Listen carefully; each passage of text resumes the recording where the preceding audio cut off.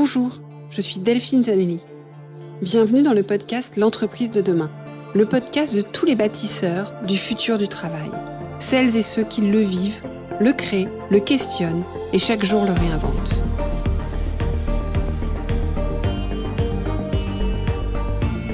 Une entreprise plus vertueuse et soucieuse de son impact social pour une société meilleure. Bonjour, bienvenue dans ce nouvel épisode. J'espère que vous allez bien. J'ai plusieurs bonnes nouvelles à vous annoncer aujourd'hui. La première, j'inaugure le jeudi 1er avril à 18h30 avec Franck Carnero, notre invité du jour, des débriefs des épisodes du podcast sur Clubhouse. Oui, le 1er avril, non, ce n'est pas une joke. Clubhouse, c'est une application, un réseau social qui ouvre le champ des possibles, mais qui a le grand défaut d'être disponible uniquement sur iOS et sur invitation. Alors pour l'iOS, je ne pourrais pas faire grand-chose. Par contre, pour les invitations, écrivez-moi à delphine.zanelli@gmail.com et je vous y donnerai accès. Donc la bonne nouvelle, c'est que vous allez pouvoir vous aussi poser vos questions aux invités du podcast. Venez donc nombreux le 1er avril à 18h30. Je partagerai plus d'infos sur les réseaux sociaux, LinkedIn et Instagram sur les pages de l'entreprise de demain. Et comme une bonne nouvelle n'arrive jamais seule, nous le ferons pour les prochains épisodes et aussi pour d'anciens épisodes. Dites-moi donc à qui vous souhaiteriez poser des questions. Troisième bonne nouvelle, le mardi à 12h, on se retrouve avec des experts de la transformation de l'entreprise et des RH pour 30 minutes de partage de tips très concrets dans le style des épisodes Pourquoi pas vous, toujours sur Clubhouse. Pareil, l'info sera sur les réseaux sociaux. Après toutes ces bonnes nouvelles, en tout cas de mon côté, je suis ravie de pouvoir enfin échanger avec vous. Passons à l'épisode du jour. J'ouvre aujourd'hui une série d'épisodes sur le sujet brûlant de l'entreprise à mission. Brûlant suite à l'actualité de Danone, mais aussi parce qu'il suscite de plus en plus d'engouement de la part de tout type d'entreprise, comme le souligne le baromètre du Comité des entreprises à mission. Je vous proposerai très prochainement sur le site internet du podcast, une autre bonne nouvelle, des liens vers les ressources utiles sur les sujets traités ici. J'y reviendrai. En attendant, j'ai le grand plaisir d'ouvrir cette série avec donc Franck Carnero, Chief Mission Officer de la Maïf, une des entreprises qui a le plus de recul sur le sujet. Nous allons certes parler de ce mouvement vers le statut d'entreprise à mission, également décrypter les opportunités et les points de vigilance, parce qu'on voit bien dans l'actualité que le chemin n'est pas sans embûches. C'est parti. Merci donc de m'accorder ce temps aujourd'hui. Donc Franck, vous êtes Chief Mission Officer ou directeur de mission et d'impact à la Maïf. J'ai souhaité vous interviewer en fait pour parler de deux sujets qui sont au cœur de l'actualité des entreprises aujourd'hui, la raison d'être et le statut d'entreprise à mission. Et ces deux sujets dont la Maïf s'est emparée il y a presque 2 ans pour la raison d'être et un peu moins pour le statut, on y reviendra. Et l'idée avec vous, c'est vraiment de décrypter à la fois ce mouvement actuel vers l'entreprise à impact, les tenants et les aboutissants, mais aussi les opportunités puis les points de vigilance. Parce qu'on voit bien dans l'actualité que le chemin, il n'est pas sans embûches. Donc, je vous propose de vous présenter et de nous expliquer un petit peu votre parcours et puis votre rôle aujourd'hui en quelques mots. Donc Franck Carnero, je suis en responsabilité d'une direction qui s'appelle Mission et Impact. Je travaille à la Maïf depuis 28 ans. J'ai fait toute ma carrière à la Maïf, plutôt un homme de chiffres au démarrage et petit à petit j'ai évolué vers des fonctions de stratégie, de partenariat. Et donc là, depuis 2 ans, je suis en charge de la transformation de la société en société à mission, et puis de la mise en œuvre de ce qui suit une fois qu'on a mis en place les nouveaux statuts de société à mission. Et j'encadre une équipe d'une petite dizaine de personnes, l'équipe responsabilité sociétale de l'entreprise. D'accord. Donc, on va revenir au cœur de nos sujets. Donc, on parle beaucoup aujourd'hui d'entreprise à impact, de raison d'être, d'entreprise à mission. On parle aussi de transformation responsable, d'ailleurs, après la transformation digitale. Est-ce que c'est des sujets à la mode ou stratégiques ? La crise a-t-elle été un accélérateur ou c'est l'attente sociétale qui était là, qui est plus là ? Et la logique de performance aussi dans tout ça ? Alors nous, ça correspond véritablement à une analyse stratégique, c'est-à-dire que depuis déjà de nombreuses années, on réfléchit à ce qu'on appelle le principe de singularité et ça irrigue nos plans stratégiques, c'est-à-dire que on a l'intention de pratiquer nos activités d'une manière différenciée par rapport à ce qu'on peut trouver sur le marché.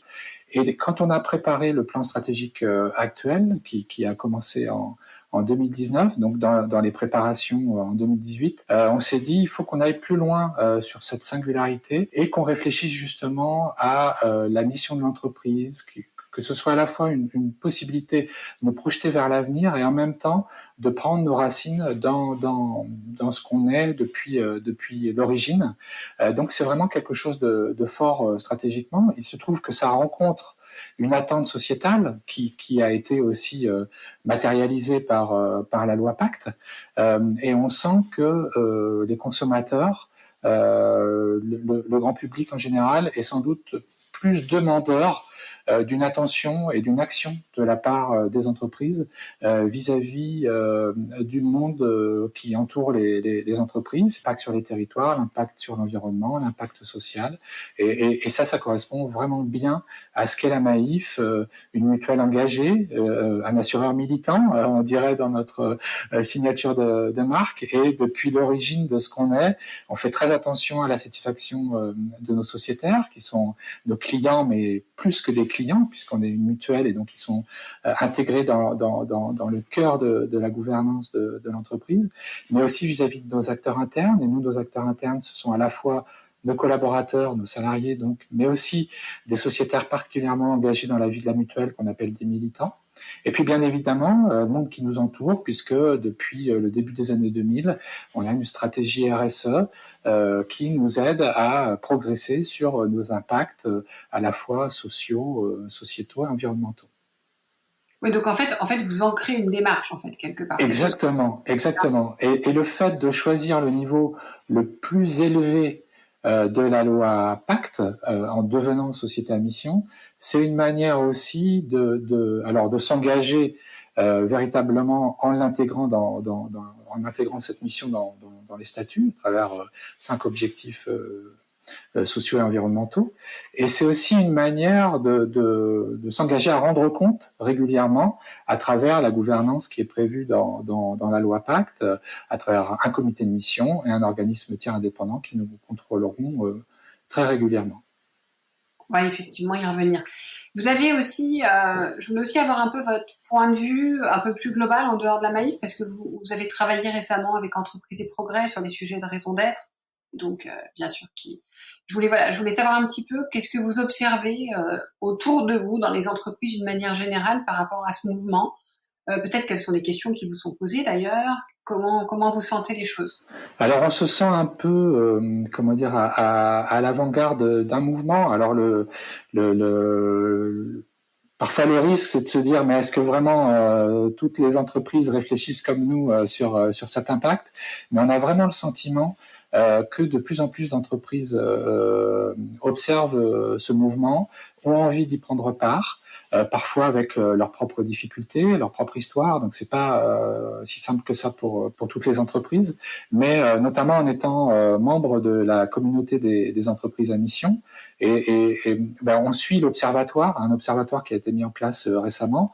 Et en quelques mois, on est passé de 80 sociétés qui avaient le statut à maintenant plus de 120. Donc on voit une accélération et on espère être plusieurs milliers dans quelques années.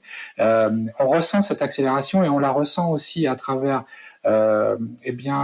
l'intérêt que suscite notre transformation vis-à-vis d'influenceurs, vis-à-vis de journalistes, mais aussi vis-à-vis de dirigeants eux-mêmes. Il y a aussi des entreprises qui nous regardent fonctionner, qui sont intéressées pour partager des pratiques, pour partager des idées complémentaires. Alors, 2 questions par rapport à ça. La première, est-ce que ça veut dire que finalement, s'il y a tant d'entreprises qui viennent, est-ce que ça veut dire que sans ces statuts, point de salut à terme?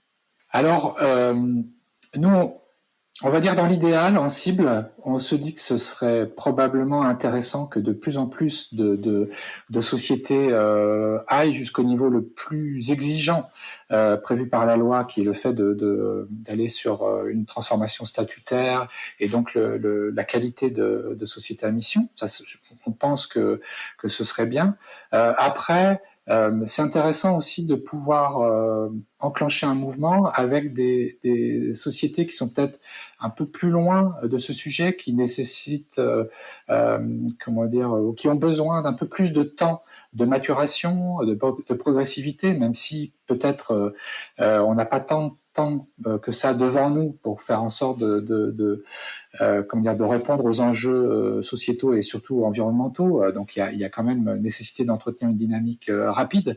Mais le fait de pouvoir agréger des sociétés de nature différente, de maturité différente par rapport aux enjeux environnementaux et sociaux, on pense que c'est intéressant. Et c'est aussi une des possibilités ouvertes par la loi Pacte, c'est de pouvoir créer un intérêt pour le sujet assez large, ce qui permet à chacun d'avancer peut-être par palier. On peut d'abord réfléchir à sa raison d'être, puis l'inscrire dans les statuts, puis devenir véritablement société à mission. Et si ça va très vite pour certaines sociétés, peut-être que le fait de le faire en 3 ans pour d'autres, ça correspond à leur histoire, à la nécessité d'engager leurs parties prenantes. Donc, pour moi, c'est pas un problème à partir du moment où, en cible, on aura de plus en plus de sociétés engagées. Et puis il y a aussi d'autres manières d'être engagé, même si nous ça nous correspondait un peu moins, à travers la labellisation, label Lucie, label Bicorp, etc.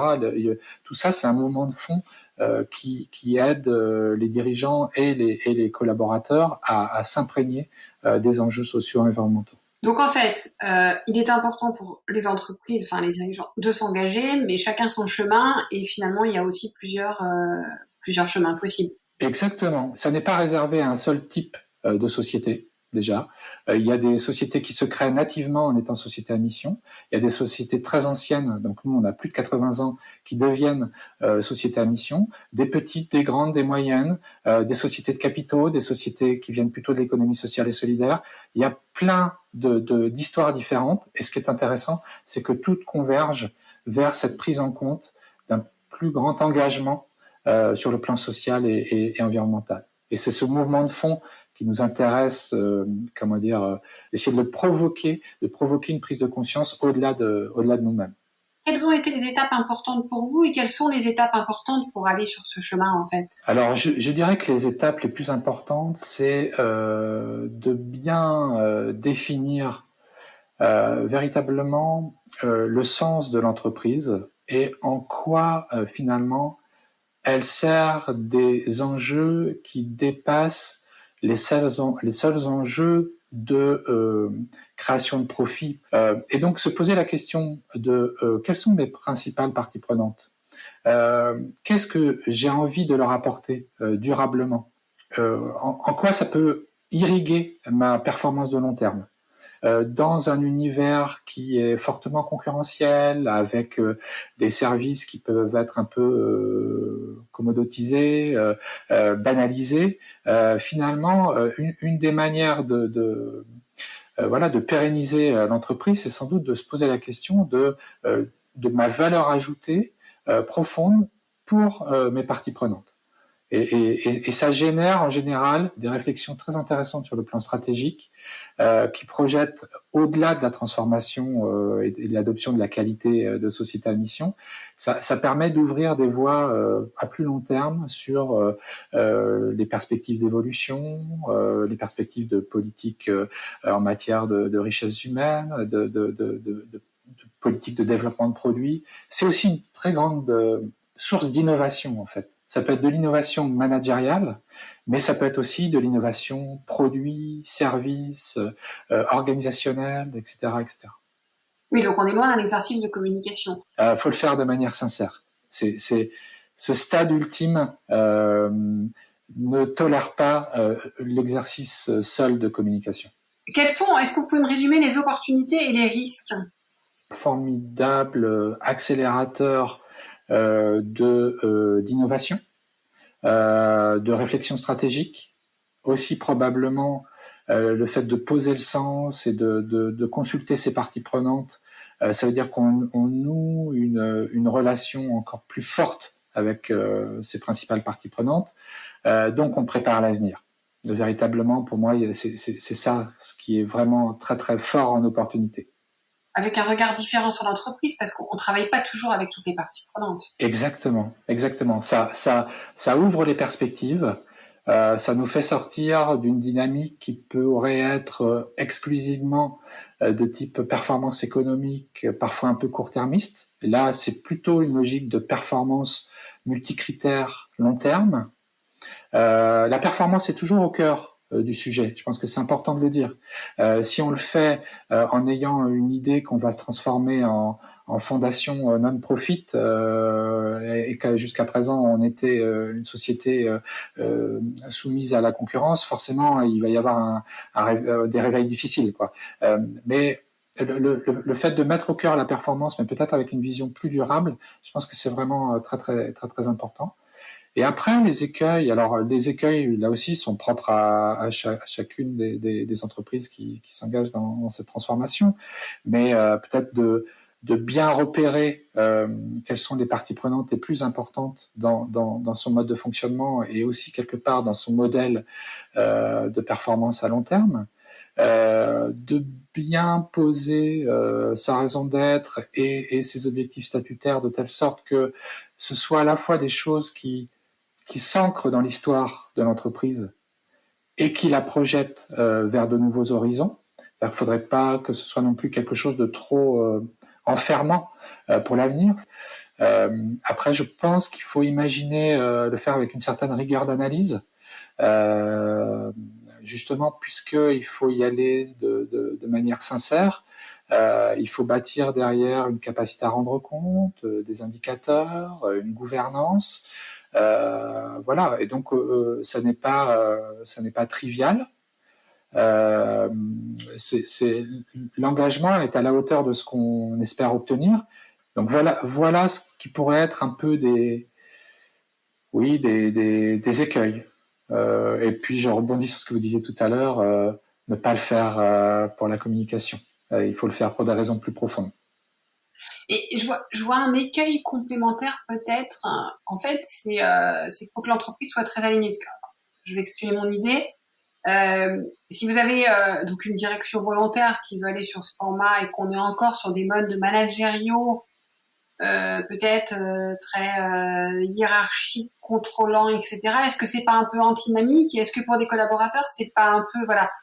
C'est difficile pour moi d'y répondre puisque nous, on était déjà engagés dans une logique de management par la confiance au moment où on a décidé de passer le pas de société à mission. Pour faire face aux défis de demain, il faut probablement aller sur des modes de management plus horizontaux, plus responsabilisants, générant plus d'autonomie. Et donc, tout ça, on l'avait déjà mis en œuvre. C'était un chemin qu'on avait déjà commencé à parcourir. Pour des sociétés qui seraient moins engagées dans cette évolution managériale, ça peut aussi être une manière d'accélérer. Donc, pour moi, c'est une logique de transformation, d'où l'intérêt aussi, je crois, d'être un peu accompagné pour pas être, trop enfermé dans sa seule vision, de pouvoir avoir des gens qui vous regardent fonctionner et qui vous disent mais dans ce que vous voulez faire, est-ce qu'il n'y a pas un décalage entre là où vous voulez arriver assez rapidement et là d'où vous partez finalement, et quelles sont les étapes de transformation, y compris sur le plan managérial, organisationnel, du portefeuille de produits, de l'adressage d'un certain nombre de cibles dans votre clientèle, etc. Donc, nous, en tous les cas, c'était évident de le faire dans ce sens-là, par rapport à notre histoire, mais j'exclus pas que d'autres puissent le voir un peu différemment, plutôt comme un accélérateur de transformation aussi du management. Effectivement, c'est intéressant.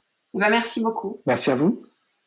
Avant de vous laisser, pensez à m'envoyer un email pour les accès à Clubhouse si vous nous les avez déjà. Et rendez-vous jeudi prochain, 1er avril à 18h30 en direct avec Franck. Pour avoir les liens, plusieurs solutions. Sur Clubhouse, vous rejoignez le club L'entreprise de demain où vous me suivez tout simplement. Sur LinkedIn et Instagram, je posterai lundi 29 mars toutes les infos sur les pages de l'entreprise de demain. Et je vous propose de retrouver la suite de notre conversation, où on vous proposera des clés d'action complémentaires le jeudi 8 avril prochain. À bientôt! J'espère que l'épisode vous a plu. Faites-le moi savoir en laissant des étoiles et des commentaires sur Apple Podcasts. Cela me permet de le faire connaître, le podcast, et m'encourage à le poursuivre. Rejoignez-moi également sur le groupe LinkedIn L'entreprise de demain pour échanger avec d'autres auditeurs, proposer des invités.